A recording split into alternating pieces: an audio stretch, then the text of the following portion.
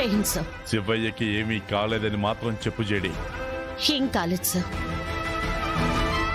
కానీ గతం మర్చిపోయాడు సార్. Oh my God.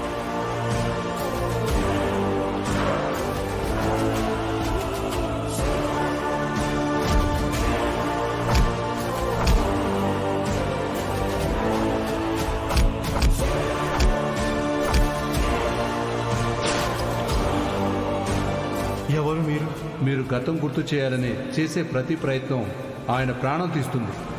సరే, ఆయన సెక్యూరిటీ గురించి ఎక్స్ట్రా కేర్ తీసుకోండి. Okay sir. మేము ఆఫీస్కి స్టార్ట్ అవుతున్నాం, వచ్చాక డీటెయిల్గా చెప్తాను. ఓకే. జై హింద్ సార్. జై హింద్. జేడి, ఏం బాధపడకు. శివయ్య మామకి గతం గుర్తుకొచ్చి అందరి ముందు నిల్చుని నిజం చెప్పే రోజు దగ్గరలోనే ఉంది.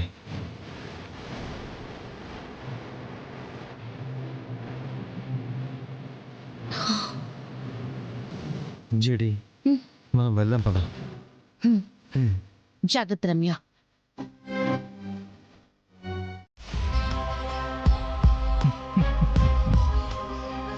ఏంటి సాధు, మొహం అలా మాడిపోయింది? శివయ్య పోయాడా? ఎన్నిసార్లు చెప్పాను నీకు, మమ్మల్ని నువ్వు ఏమీ చేయలేవు, ఎందుకు ఊరికే గొడవ పెట్టుకుంటావు? ఆ జేడీని ట్రాన్స్ఫర్ చేసేసి నువ్వు ప్రమోషన్ తీసుకో అంటే విన్నావా? ఇప్పుడు చూడు, సరైన సాక్ష్యం లేక ఉన్న సాక్ష్యం కూడా పోయినట్టుంది. చెప్పు, ఇప్పుడేం చేస్తావు? మమ్మల్ని వదిలేయడం తప్ప ఇంకేం చేయగలవు? నేనేం చేస్తానో నాకు తెలీదు ఆదికేశవులు, కానీ ఆ జేడికి కొంచెం తెక్కుంది. నువ్వో నేనో రూల్స్ చెప్తే వినదు, తోట తీసేస్తుంది. మీరేం భయపడకండి, మీరేం చేసినా ఆ తప్పులకి శిక్ష పడి తీరుతుంది. ఏంటి సాధు, మళ్ళీ కొత్త గేమ్ ఆడుతున్నావా? మీలాంటి క్రిమినల్స్ ని కాలర్ పట్టుకోవాలి, గేమ్స్ ఆడకూడదు.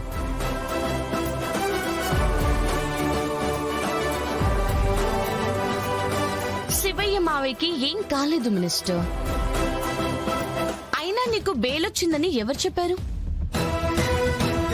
ఇప్పుడే కోర్టుకెళ్లి జడ్జిని కలిసి స్పెషల్ రిక్వెస్ట్ తో అయినా కొన్ని రోజులు గడువు తీసుకొని ఆ తర్వాత శివయ్య గారిని కోర్టులో ప్రొడ్యూస్ చేసి మీ పర్మనెంట్ అడ్రస్ జైలు చేస్తాం. మీరేం టెన్షన్ పడకండి. అయినా చెప్పాను కదా మినిస్టర్. ఓ సారీ, మాజీ మినిస్టర్. మీననే కాదు, ఎవ్వరొచ్చి ఏం చేసినా నిన్ను మాత్రం కాపాడి.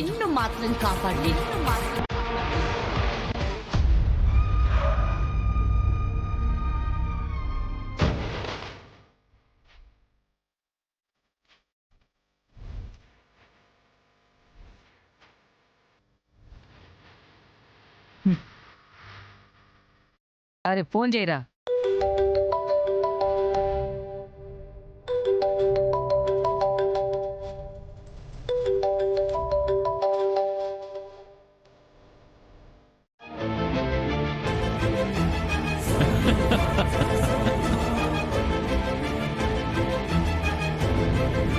ఇంకా కోర్టులో ప్రొడ్యూస్ కూడా చేయలేదు.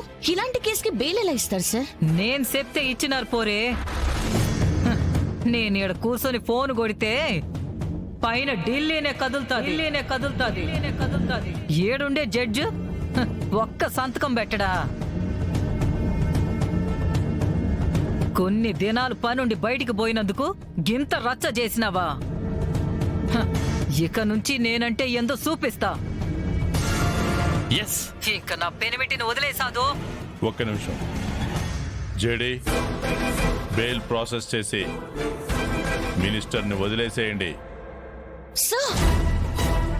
Sir, it's not fair. ఇదిగో బాబు, నా గంత ఇంగ్లీష్ రాదు, కానీ నీ బాధ అర్థమై చెప్తా ఉండా.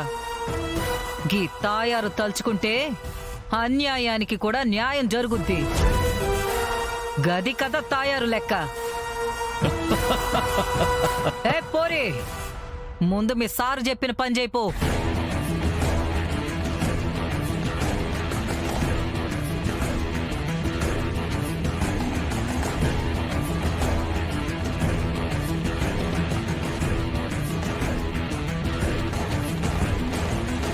ఏ సాధు, కేసు పెట్టింది కావ్య కూతురు జగదాత్రి అంట కదా. గా పోరికి చెప్పు, ఇంకో పాలి నా పెనిమిటి జోలికొస్తే నల్లిని నలిపినట్టు నలిపి పారేస్తానని గుర్తు పెట్టుకోమను. కావ్య గారి కేసులో మినిస్టర్ గారికి శిక్ష పడకుండా ఎవ్వరూ ఆపలేరు. మీరు కూడా ఆపలేరు. ఇది మీరు గుర్తుపెట్టుకోండి. సరే మళ్ళా చూసుకుందాం. కావ్య కేసులో నువ్వు గిట్లా సంపాదించే ప్రతి సాక్ష్యానికి నీకు మధ్యలో నేనుంటా.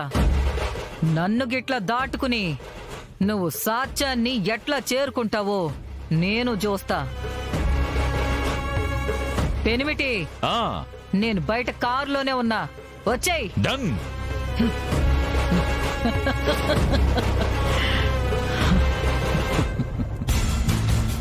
జేడి, ఫార్మాలిటీస్ ఫినిష్ చేసి పంపించేసాయి. మ్మ్.